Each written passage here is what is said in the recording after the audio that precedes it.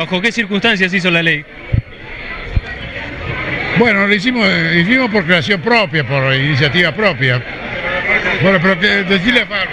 Las circunstancias fueron un poco la necesidad de solucionar problemas que se veían que estaban latentes y que no encontraban quien lo pudiera arreglar. Cuando yo me recibí de abogado, que fue en el año 1940, en la Facultad de Derecho no se hablaba de derecho registral, no existía.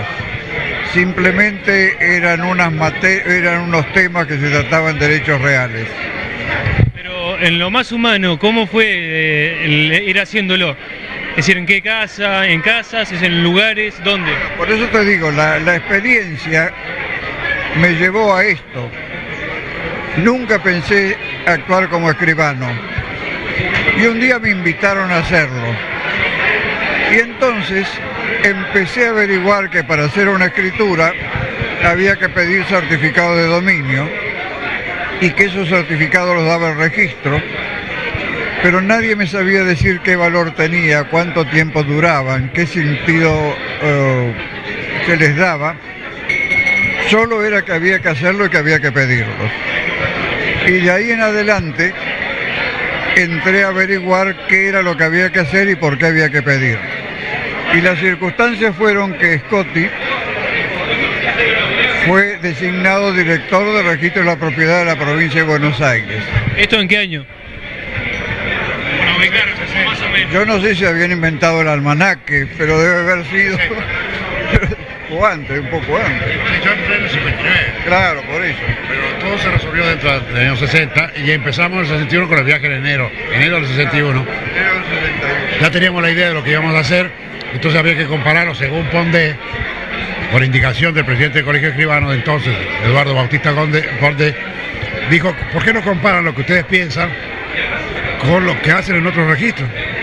Y así fuimos, como yo lo elegí a él de compañero, porque me dijeron que eligiera un compañero. Y entonces lo elegí a Falvo, que había sido también condiscípulo mío en el Colegio Nacional. Tenía cierta confianza ya con él. Entonces viajamos juntos a Europa a ver los registros. Que siga él, que... ¿Pero qué? Vino la ley. Pero la formación de la ley fue algo solemne, fue mate y mate, más en lo humano. ¿Qué tipo de amistad se dio? La ley fue una mezcla de partidos de tenis y de reuniones para tratar cómo se podían solucionar los problemas, que lo habíamos leído en libros, pero no lo habíamos experimentado. Entonces se reunieron dos experiencias, la de Scotti, viendo cómo era el registro de adentro, la mía viendo cómo eran los problemas del escribano para llegar al registro. ¿Te acordás que hicimos un laboratorio experimental? El primero fue decreto 2200 y pico. 2202. 2202. Que fue un decreto en la época del gobernador Marini, creo,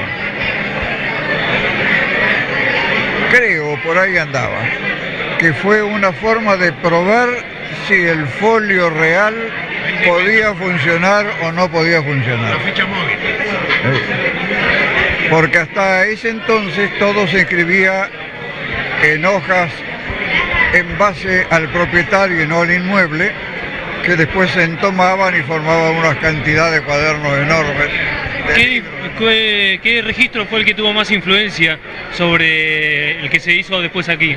Sobre el folio real. ¿Alemania, de Europa, de aquí de Latinoamérica? Y bueno, tal vez Alemania, indudablemente. También lo vimos en Francia, que estaban empezando, y en Londres, que nos invitaron, nunca me voy a olvidar, a ir a ver el registro y teníamos que llegar a las 10 de la mañana. Y nos dijeron, no lleguen 10 y 5 porque no lo reciben, ¿te acordás? ¿Y lo recibieron? Porque llegamos antes de las 10. Gracias. No, no,